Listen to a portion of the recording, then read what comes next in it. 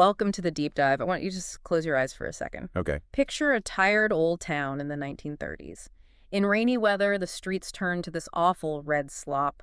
Grass is growing on the sidewalks. The courthouse kind of sags in the square. Right. You've got bony mules hitched to carts just flicking flies in the sweltering shade of live oak trees. You are in Macomb, Alabama. It is a profoundly atmospheric world to step back into. Yeah. And we are looking at a stack of sources today centered around an absolute masterpiece of American literature.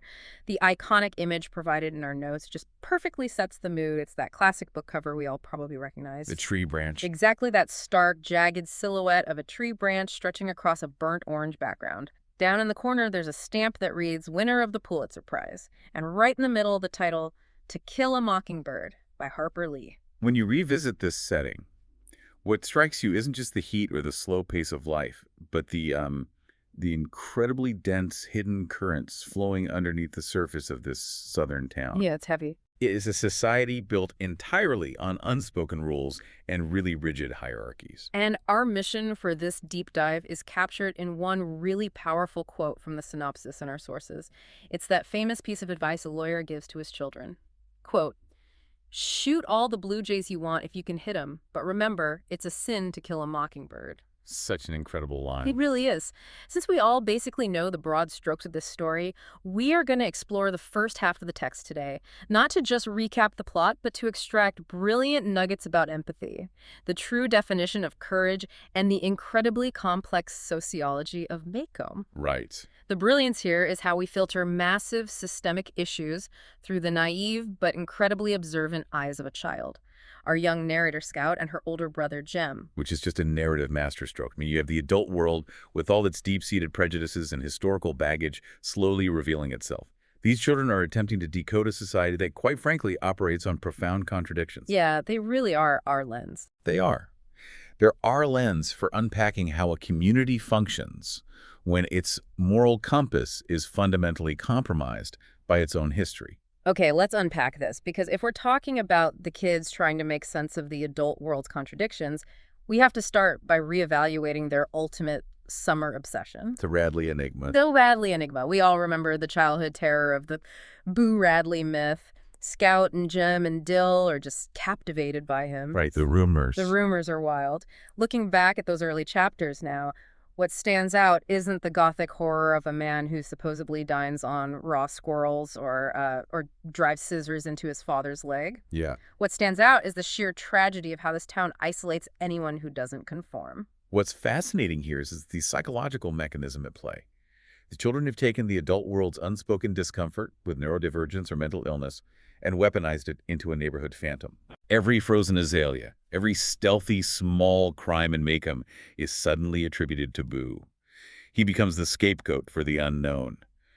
But as you read closely, the text brilliantly subverts this gothic trope. Because the monster isn't the man. Exactly. The monster isn't the man in the house.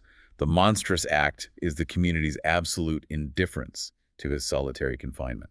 Which makes the subtle dismantling of that myth so powerful. When you look at the specific evidence of Boo actually watching over them, it completely shifts the narrative from horror to a desperately lonely kind of grace. It really does. Take the tire incident. Scout crashes into the Radley steps, lies there, terrified, and hears a low, quiet laugh from inside the dark house. It's not a menacing laugh. It is simply the sound of an isolated human being enjoying the sight of children playing. Yeah, and then there's the scene with Jem's pants. The night raid where Jem loses his pants on the fence. We all know he finds them later, but the implication of them being folded and crookedly sewn up is staggering. Boo isn't just returning a piece of clothing. He is actively choosing to protect Jem from the rigid, punitive justice of the adult world that his brother Nathan Radley represents. It is a deliberate act of grace, and that grace manifests physically in the knothole of the live oak tree. That knothole is a silent line of communication. It's a fragile, beautiful bridge between a man who's been locked away from the world and the only pure things he can observe from his window.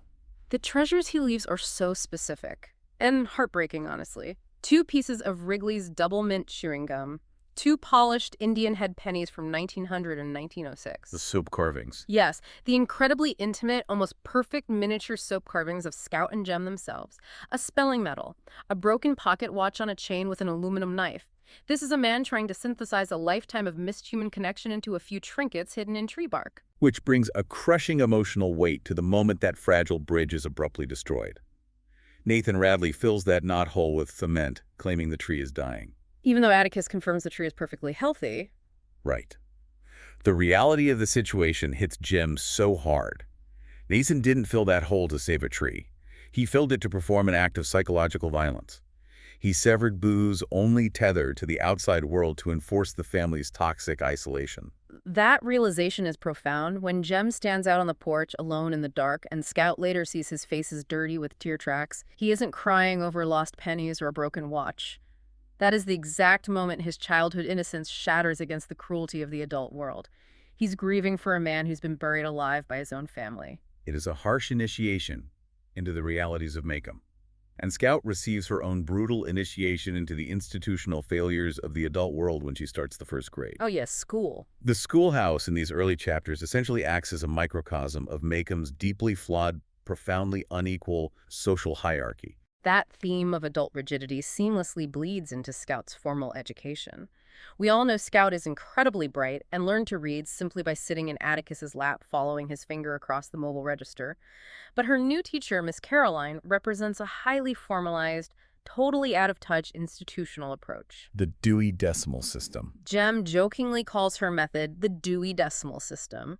And reading the sources, that joke lands so much harder when you realize what it actually means.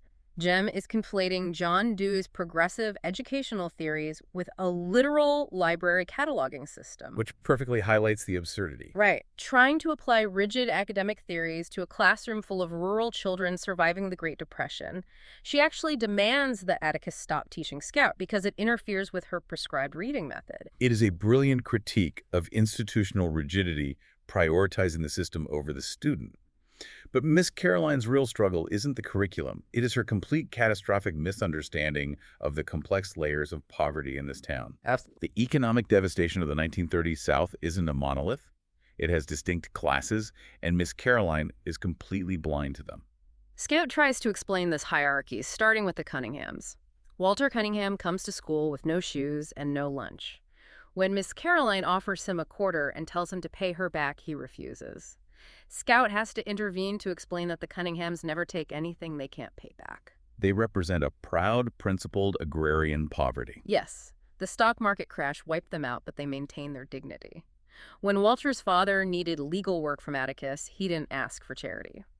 He paid his massive debt slowly using hickory nuts, stove wood, and a sack of turnip greens. The Cunninghams adhere to a strict moral code despite their absolute destitution. They are the backbone of the rural South, clinging to their pride when everything else has been stripped away. And we see the reality of that deprivation when Jem invites Walter home for dinner. Walter asks for molasses syrup and proceeds to just drown his vegetables and meat in it. Because he's starving. He is starving, and he is taking in as many calories as he possibly can. Scout is horrified and publicly embarrasses him, which prompts Calpurnia to pull Scout into the kitchen for an unforgettable lesson. Calpurnia tells her, "Don't matter who they are, anybody sets foot in this house is your company." In a deeply unequal world, Calpurnia's kitchen lesson is a radical act of equality and hospitality. Contrast the agrarian pride of the Cunninghams with the total systemic failure represented by the Ewells. The text presents the Ewell family as the absolute bottom of Maycomb's social and moral ladder. On that very same first day of school, Burris Ewell arrives, filthy with a cootie crawling out of his hair. Lice. Exactly, lice. When instructed to go home and wash, he violently curses at the teacher. The Ewell children only attend the first day of school every year just to satisfy the truant officer, and then they vanish back to the town dump. When Scout complains about the unfairness of this truancy, we get a fascinating look at the town's quiet complicity. Atticus explains how Maycomb bends the law for the Ewells. The community essentially turns a blind eye out of sheer pity, but also out of a desire to avoid dealing with the root of the problem. Bob Ewell is allowed to hunt and trap out of season, which is a serious misdemeanor. But the town permits it because they know he spends his government relief checks on green whiskey. Which is a crucial detail to understand. Green whiskey isn't just alcohol. It is cheap, unaged, illicit moonshine that was often toxic and caused massive social and physical decay. The town knows that if Bob Ewell isn't allowed to hunt, his children will literally starve to death while he drinks himself into a stupor. So the community makes a collective, quiet decision to bend the rules. It is a band-aid on a gaping wound of generational abuse. If we connect this to the bigger picture, this is precisely where Atticus provides Scout with the central philosophical framework of the entire text. He tells her, "You never really understand a person until you consider things from his point of view, until you climb into his skin and walk around in it." That is the core piece of advice that echoes through everything we are analyzing today. It challenges you to look past the surface, past Walter Cunningham's lack of shoes, past Miss Caroline's academic naivete, past even the Yule's hostility to find the context driving their behavior. It is the ultimate tool for navigating a broken society. It is empathy functioning as a survival tool. And as we soon learn, Atticus uses that exact framework to radically redefine the concept of courage for his children. This brings us to the dichotomy of physical prowess versus moral fortitude, specifically through dogs, fires, and camellias. We all remember how Jem and Scout are initially embarrassed by their father. He's feeble to them. Right, he is nearly 50, wears glasses, reads in the living room, and refuses to play tackle football or go hunting. They measure manhood by a very traditional, physical Southern standard. Which is entirely typical for children in that environment. They equate volume and violence with strength. But that entire perception is shattered in February when the creeping madness of the town physically manifests on their street in the form of Tim Johnson. The Mad Dog scene is a masterclass in tension. The street is completely deserted, everyone locked inside, sweating in the February chill. Sheriff Hectate arrives with Atticus carrying a heavy rifle, but as the rabid dog inches closer, moving erratically, the sheriff does something unthinkable. He hands the rifle to Atticus. It's a one-shot job. He tells him it's a one-shot job and that he can't shoot well enough to risk hitting the Radley house. Scout and Jem are absolutely stunned as Atticus drops his glasses to the street, raises the gun, and drops the liver-colored bird dog instantly with a single shot. It is in the aftermath of that shock that Miss Maudie reveals his childhood nickname, Old One Shot. He was the deadliest shot in Macomb County. The children are dumbfounded as to why he would hide such a profound, culturally revered talent. Ms. Maudie explained that Atticus put his gun down because he realized God had given him an unfair advantage over the living things. She notes that he is civilized in his heart. Power in Atticus's worldview isn't defined by what you have the ability to destroy. It is defined by your restraint. It perfectly connects to his rule about not killing mockingbirds. Mockingbirds don't tear up gardens or nest in corn cribs. They just sing their hearts out for us. To destroy something harmless simply because you have the power to do so is a sin. It is restraint as the highest form of moral courage. We see another incredibly sophisticated form of courage in Miss Maudie herself. When her house catches fire in the dead of winter, she loses almost everything she owns. Yet the very next morning, standing in the ruins, she is remarkably optimistic. She refuses to be a victim, rejoicing instead that she will now have more room for her azaleas. Her resilience is a beautiful counterpoint to the town's general bitterness. And speaking of that fire, we cannot ignore the brilliant detail of Scout standing freezing in the street, watching the flames, completely unaware that someone secretly came up from behind and draped a warm brown woolen blanket over her shoulders. Boo Radley. Atticus later reveals it was Boo Radley. Even during a town-wide crisis, the supposed monster is the one quietly providing warmth. But if we are dissecting the theme of courage, we have to look at the most complex, difficult portrait Harper Lee paints in these early chapters. Here's where it gets really interesting. Mrs. Dubose. For listeners who remember the book, she is the terrifying, wheelchair-bound neighbor whose prized camellia's gem famously destroys. But reading the sources again, her role is so much deeper than just a neighborhood antagonist. She is the visceral, ugly embodiment of the town's decaying foundation. She absolutely is. When she screams at the children, she utilizes the most vicious, unfiltered racial slurs of the era. Harper Lee's use of that language is highly intentional. It forces the reader to confront the agonizing reality of the abuse Atticus was subjecting his family to by choosing to defend a black man. Mrs. Dubose is a mirror reflecting the toxic racism of the 1930s South. Jem snapping and destroying her snow-on-the-mountain camellias is a breaking point, and Atticus's punishment, forcing Jem to read the novel Ivanhoe out loud to her for 2 hours every day for a month, forces the children to sit in the same room with that toxicity. The reading sessions are described as a nightmare. The physical fits. The children witness the terrifying reality of Mrs. Dubose having severe physical fits, her mouth opening and closing, rhythmically drooling. And there's always that steel alarm clock by her bed ringing to dismiss them, seemingly going off a few minutes later every single day.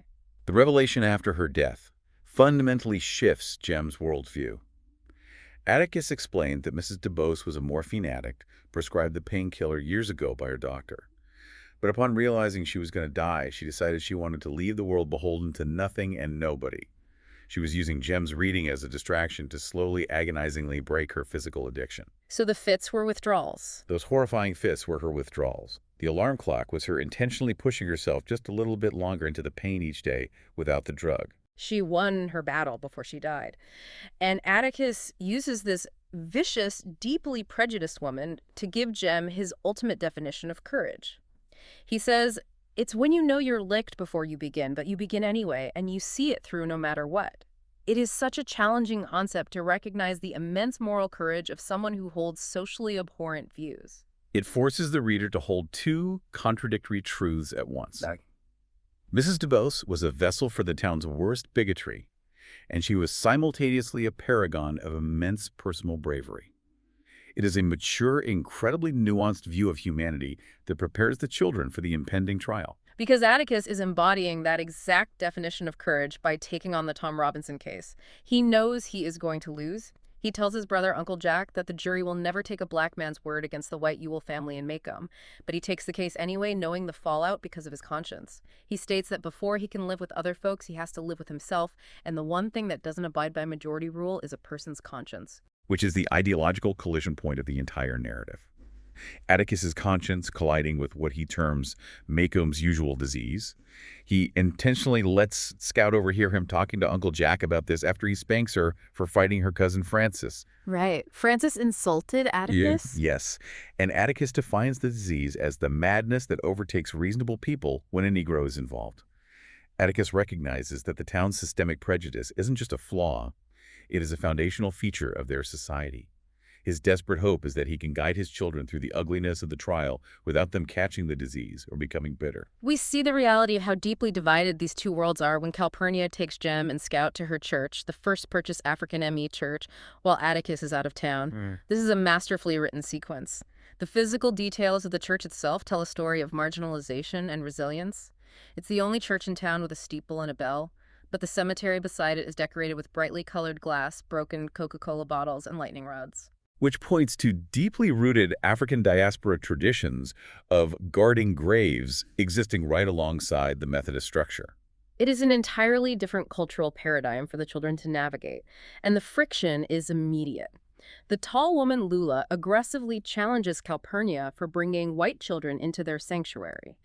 It highlights that the racial boundaries in Macomb are heavily policed on both sides, born out of a desperate need for safe spaces. But Reverend Sykes and the rest of the congregation welcome them, demonstrating a profound grace. The Reverend even locks the church doors at the end of the service, demanding the congregation sweat out a $10 collection to support Tom Robinson's wife, Helen. Because she cannot find work due to the accusations against her husband. Exactly. The economic strangulation of Helen Robinson is brutal. But witnessing how this marginalized community sustains itself leads to one of the most fascinating cultural observations in the text. Jem and Scout notice there are no hymn books. Instead, Calpurnia's son Zebo stands at the front and sings a line of the hymn, and the entire congregation sings it back in massive, sweeping harmony. This raises an important question. Why rely on the practice of lining the hymns? It is a beautiful musical tradition, but the root cause is systemic disenfranchisement. Calpurnia explains that out of the entire congregation, only 4 people know how to read. Which hits Scout and Jem like a thunderbolt because they suddenly realize